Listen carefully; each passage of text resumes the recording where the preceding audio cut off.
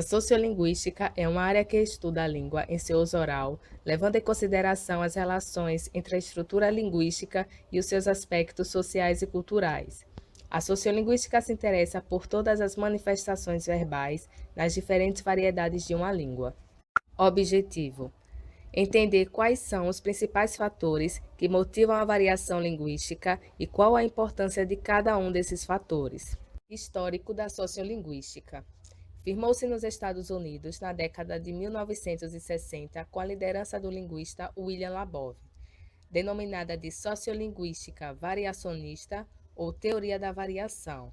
A abordagem variacionista procura demonstrar como uma variante se implementa na língua ou desaparece. O termo variante é utilizado para identificar uma forma que é usada ao lado de outra na língua, sem que haja mudança no significado básico. Tomemos como exemplo o verbo falar. Nós falamos, a gente fala, nós fala e a gente falamos. Ambas são aceitas pelas pessoas em geral, mas a estrutura nós falamos é considerada mais formal, enquanto a gente fala soa mais coloquial. Assim, cabe ao sociolinguista descobrir contextos que favorecem a variação. A. Na fala de um mesmo grupo de falantes, e B. Entre grupos distintos de falantes divididos segundo variáveis convencionais, a exemplo de sexo, idade, escolaridade, procedência, etnia, nível socioeconômico, entre outros. A partir da frequência de uso das variantes, cabe a ele estimular as tendências associadas a cada frequência e verificar se se trata de uma variação instável ou estável. Tomemos um segundo exemplo da variação no uso da língua, dessa vez com foco na alternância do pronome eu. Podemos destacar que no português brasileiro é variável a manifestação da primeira pessoa. Exemplo: tinha uma árvore e um tronco. Aí eu me abaixei para poder não bater, bati com isso aqui. Aí fiquei, desmaiado 1h30, 2 horas. Aí acordei no hospital com isso aqui, aberto e as costas toda arranhada. Com relação à língua oral, o sujeito oculto tende a ocorrer nas orações que apresentam uma sequência de ações realizadas pelo mesmo sujeito. Somente a primeira oração de uma sequência é que apresenta o sujeito explícito, tornando o discurso mais econômico. O estudo dos processos de variação e mudança permite estabelecer 3 tipos básicos de variação linguística. A. Variação regional. Está associada a distâncias espaciais entre cidades, estados, regiões ou países diferentes. Exemplo: Brasil e Portugal. B. Variação social. Está associada a diferenças entre grupos socioeconômicos. Exemplo: faixa etária, grau de escolaridade. C. Variação de registro.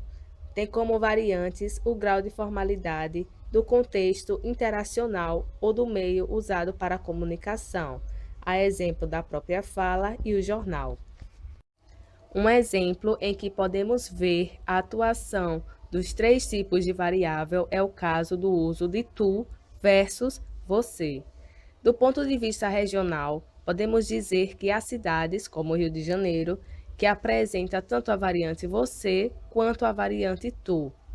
Nesse caso, a variável escolaridade se associa com os menos escolarizados. Já a variável registro mostra que o pronome tu tende a ser usado nos momentos mais informais. Podemos flagrar variação em todos os níveis da língua. Por exemplo, no nível lexical, jerimum, na Bahia, e abóbora, no Rio de Janeiro. No nível gramatical, elas brincam, elas brinca. No nível fonético-fonológico, a variação regional das pronúncias de uma palavra como morena, com a vogal pré-tônica aberta no Nordeste e fechada na maior parte do Brasil. Além desse nível situacional, temos as formas estigmatizadas, a exemplo de Flamengo, Framengo, lagarta, largata, bicicleta e bicicleta. O advento da corrente sociolinguística variacionista. O termo sociolinguística surge pela primeira vez em 1950, mas se desenvolve como corrente nos Estados Unidos na década de 1960, com trabalhos de Labov, Campes, Theilmans e a Conferência sobre as Dimensões da Sociolinguística de William Britt, em 1966, sob o título de Sociolinguística. Na conferência, o autor afirma que o escopo da sociolinguística está na demonstração de que existe uma sistemática covariação entre a estrutura linguística e a estrutura social.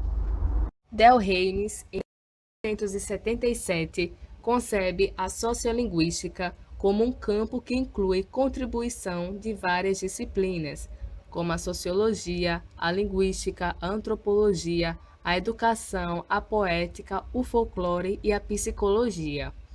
Enfatiza que, apesar de englobar tantas áreas, a sociolinguística é uma disciplina autônoma, pois seu objetivo é identificar, descrever e interpretar as variáveis que interferem na variação e mudança linguística. Labov, tal qual Saussure, vê a linguística como uma ciência do social e demonstrou que a mudança é impossível de ser compreendida fora da vida social da comunidade em que ela produz, pois pressões sociais são exercidas constantemente sobre a língua. Os precursores da sociolinguística.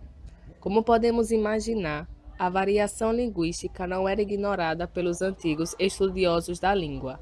Muitos linguistas procuraram demonstrar a relação entre língua, cultura e sociedade e podem ser considerados precursores da corrente sociolinguística. Millet, em 1926, afirmou que toda modificação na estrutura social acarreta uma mudança nas condições nas quais a linguagem se desenvolve e que, portanto, a história da língua é inseparável da história e da cultura da sociedade. Sociedade e linguagem. O indivíduo, inserido numa comunidade de fala, partilha com os membros dessa comunidade uma série de experiências e atividades. Daí resultam várias semelhanças entre o modo como ele fala a língua e o modo dos outros indivíduos. Nas comunidades, organizam-se agrupamentos de indivíduos constituídos por traços comuns. Dependendo do número de traços que as pessoas compartilham e da intensidade da convivência, podem constituir-se subcomunidades linguísticas. Nas sociedades em que as funções sociais entre homens e mulheres se aproximam, a diferença da linguagem entre um e outro é menos nítida, mas existe. Por exemplo, em nossa língua, o marido pode dizer: "Esta é minha mulher", mas a mulher deve evitar a frase: "Este é o meu homem", que, em determinados contextos, soa vulgar. Aspectos teórico-metodológicos da sociolinguística. A pesquisa sociolinguística tem como ponto de partida o objeto de estudo para daí construir o modelo teórico. O objeto de estudo normalmente se localiza no uso do vernáculo, ou seja, da língua falada em situações naturais, em que o falante se preocupa mais com o que dizer do que o como dizer. A análise dos fenômenos de mudança linguística procura levar em conta 5 grandes dimensões estabelecidas por Weyranch, Labov e Herzog. A. Os fatores universais limitadores da mudança e variação que podem ser sociais ou linguísticos. B. O encaixamento das mudanças no sistema linguístico e social da comunidade.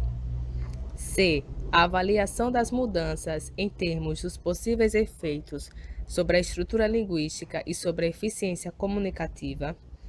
D. A transição, momento em que há mudanças intermediárias. E. A implementação da mudança. Estudo dos fatores responsáveis pela implementação de uma determinada mudança. Explicação para o fato de a mudança ocorrer numa língua e não em outras, ou na mesma língua em outros momentos.